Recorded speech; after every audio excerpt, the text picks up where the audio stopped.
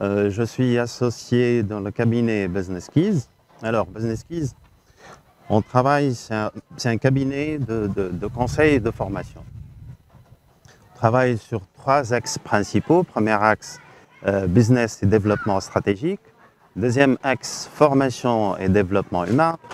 Et troisième axe, entrepreneuriat. Alors, premier axe, il est destiné aux entreprises qui sont déjà installées. Donc, tous les services qu'on peut offrir à ces sociétés en matière d'organisation, mise en place d'outils de gestion, levée de fonds, restructuration, etc.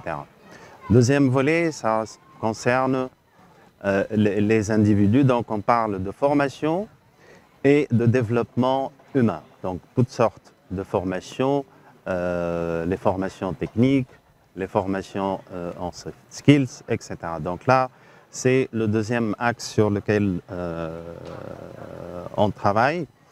Et le troisième axe, qui est mon axe préféré personnellement, c'est l'entrepreneuriat, essentiellement l'entrepreneuriat des jeunes, aussi bien les hommes et surtout les femmes.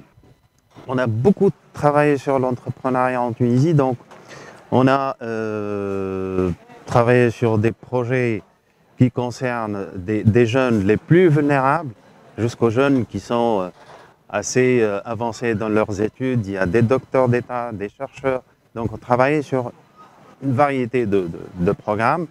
Et notre visite ici, ou notre participation au forum, c'est justement pour voir le contexte mauritanien, comprendre le besoin du marché mauritanien, le besoin des jeunes mauritaniens qui veulent se lancer dans l'entrepreneuriat.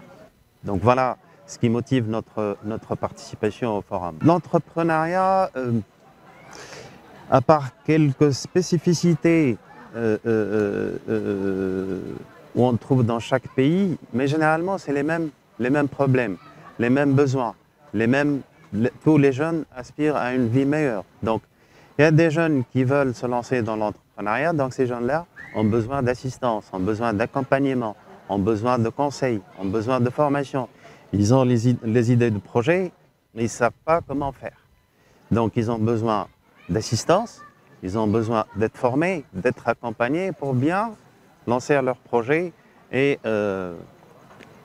en même temps offrir d'autres postes d'emploi à ceux qui sont en chômage. Donc là, je comprends on a compris qu'il y a un grand potentiel ici en Mauritanie. Il y a beaucoup de jeunes qui ont des idées très brillantes, mais qui ont besoin qu'on les assiste. Donc là, c'est notre rôle. Là, lorsque je dis notre rôle, c'est le rôle de tout le monde, tous les consultants qui travaillent sur l'entrepreneuriat, le rôle de l'État aussi, le rôle de tout l'écosystème, le système de financement, etc. Donc, tout le monde doit se mettre au service de ces jeunes-là. On doit les assister, on doit les encourager, on doit montrer aux autres que c'est possible de se lancer dans l'entrepreneuriat et réussir.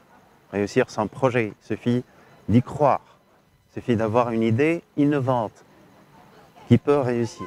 Donc là, je pense que les deux marchés se ressemblent un peu. Donc les besoins sont plus ou moins les mêmes. Il faut juste s'adapter au contexte mauritanien.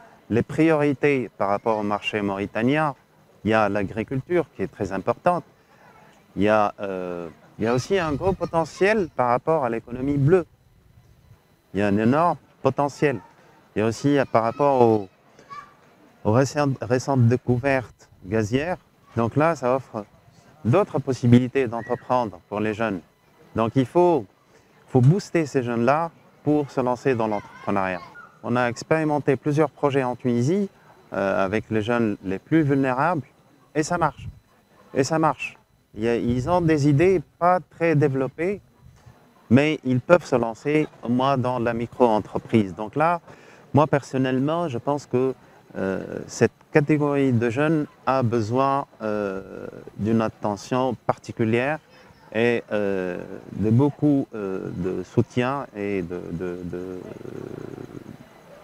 d'encouragement et d'incitation. Donc là, Ça réduit beaucoup des problèmes sociaux, ça réduit peut-être l'idée d'immigrer.